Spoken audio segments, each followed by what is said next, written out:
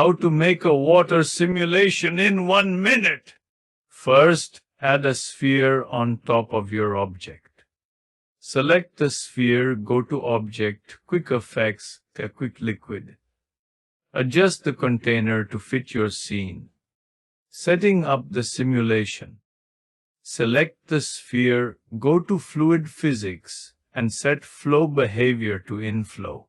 Select your object and set Fluid Behavior to Effector. Now, select the container and set the resolution to what your system can handle. Final steps. Under Mesh Type, check Mesh to apply it to all frames. Click Bake, sit back, and let it finish processing. And that's it! Your fluid animation is ready. If this helped, make sure to subscribe for more content. Peace!